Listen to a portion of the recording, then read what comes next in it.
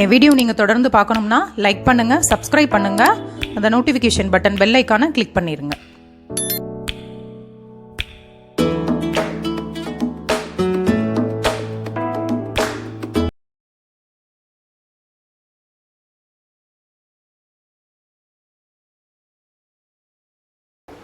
துவரம் பருப்பு ஒரு ஸ்பூன் இல்லைன்னா 1 ஸ்பூன் லைட்டாக வறுத்து எடுத்துக்கலாம் இந்த ரசத்துக்கு. ஸோ இந்த அளவுக்கு லேஸாக வறுத்தா போதும். இந்த பாருங்கள், லைட் ப்ரௌன் கலரில் வந்திருக்கு. இந்த மாதிரி லேஸாக வறுத்தா போதும். நம்ம இன்றைக்கி பண்ண போகிறது தூதுவளை ரசம் தான். ஸோ அந்த ரசத்தில் இந்த மாதிரி பருப்பு போட்டு வறுத்து அரைச்சி பண்ணும்போது கொஞ்சம் டேஸ்ட்டாக இருக்கும். அதுக்காக தான் நான் போட்டிருக்கேன். பருப்பு பிடிக்காதவங்க ஸ்கிப் பண்ணிக்கலாம். ஒரு சிலர் பார்த்தீங்கன்னா வேக வச்சு பருப்பு போடுவாங்க, நீங்கள் அப்படியும் கூட சேர்த்துக்கலாம். இப்போது ரசத்துக்கு தேவையானதெல்லாம் அரைக்கலாம். அரைக்கிறதுக்கு ஃபஸ்ட்டு 1 ஸ்பூன் மிளகு எடுத்துக்கோங்க. உங்கள் காரத்துக்கு ஏற்ற மாதிரி போட்டுக்கோங்க. இந்த தூதுவளை ரசத்துக்கு கண்டிப்பாக மிளகு கொஞ்சம் ஜாஸ்தி சேர்த்துக்கோங்க. 1/2 ஸ்பூன் ஜீரகம், 1 ஸ்பூன் மிளகுக்கு 1/2 ஸ்பூன் ஜீரகம் எடுத்துக்குவோம்.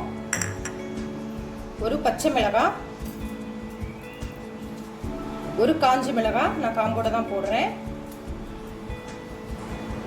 இப்போ இதில் ஒரு 10 பல்லு பூண்டு, சின்ன பல்லு தான். ஸோ தோலோடு நான் சேர்த்துக்கிறேன். தோலோடு போட்டு பண்ணுங்கள், அப்போ தான் ரசம் நல்லாயிருக்கும்.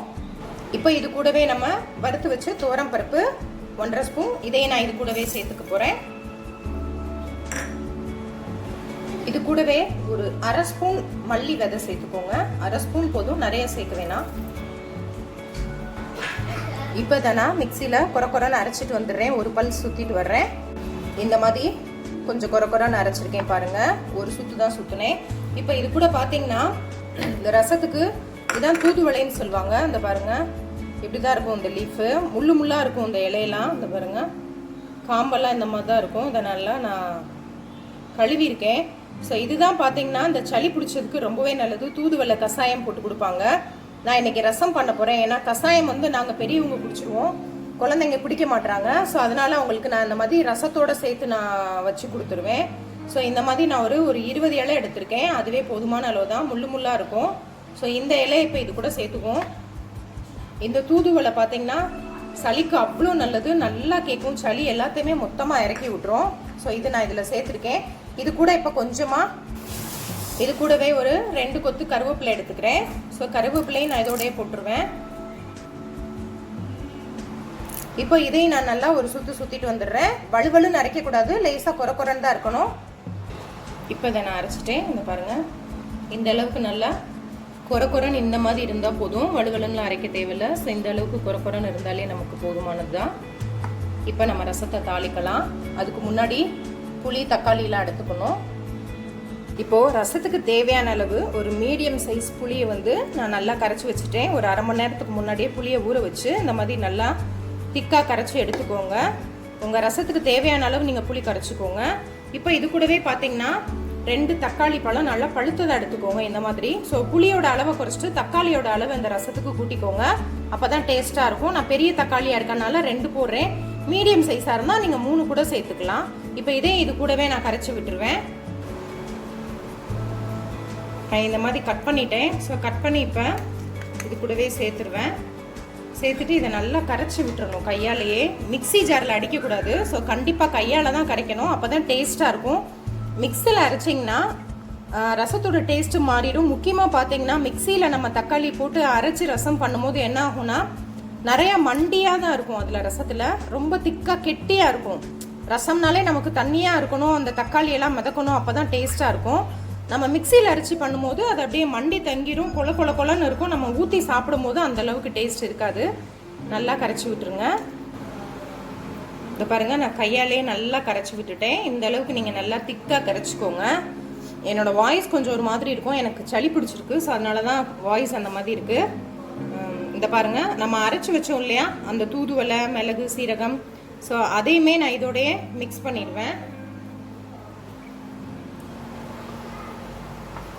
ஸோ அதையும் மிக்ஸ் பண்ணி நல்லா இந்த மாதிரி கலந்து விட்டுருங்க.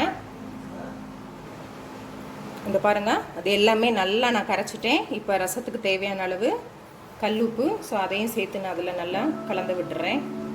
இப்போவே அதோட வாசனை ஜம்முன்னு இருக்குது. அடுப்பில் வச்சுக்கலாம்.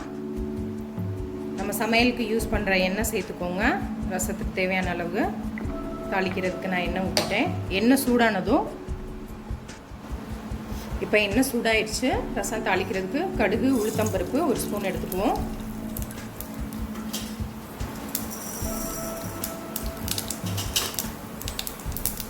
இது கூடவே கொஞ்சமாக வெந்தயம், ஒரு காஞ்ச மிளகாய் அந்த மாதிரி 3 கிள்ளி போட்டிருக்கேன். உங்கள் காரத்துக்கு ஏற்ற மாதிரி நீங்கள் 2-3 கூட சேர்த்துக்கலாம். இப்போ இது கூட பார்த்தீங்கன்னா கொஞ்சமாக நான் வெங்காயம் சேர்த்துக்க போகிறேன். சின்ன வெங்காயம் சேர்த்து நம்ம இந்த ரசம் தூதுவளை ரசம் பண்ணும்போது டேஸ்ட்டாக இருக்கும். நார்மலாக நம்ம ரசம் பண்ணுறதுக்கு வெங்காயம் போட்டு தாளிக்க மாட்டோம். பட் இந்த தூதுவளை ரசத்துக்கு கண்டிப்பாக ஒரு 4-5 சின்ன வெங்காயம் நல்லா போட்டு தாளித்து பண்ணிங்கன்னா வாசமாகவும் இருக்கும். நமக்கு அந்த சளி பிடிச்சிருக்கிறதுக்கு ரொம்ப நல்லது. இந்த மாதிரி சின்ன வெங்காயம் போட்டு தாளித்து நம்ம ரசம் வைக்கும் போது. இது கூட கொஞ்சமாக கருவேப்பிலை,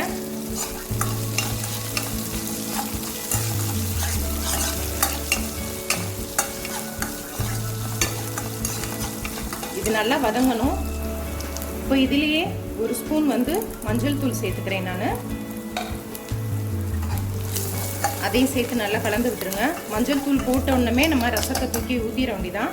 கலந்து வச்சுருக்கதை கருக விட்டுறக்கூடாது. இது பாருங்கள். இப்போ நம்ம இதில் சேர்த்துடலாங்க.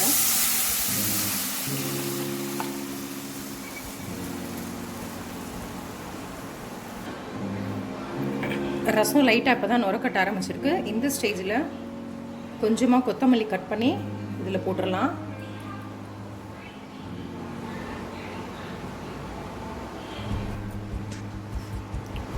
இப்போ நான் 2 நிமிஷத்தில் ரசத்தை இறக்கிடலாம். நான் பெருங்காயத்தூள் எப்போவுமே தாளிக்கும் போது சேர்க்க மாட்டேன் ரசத்தில்.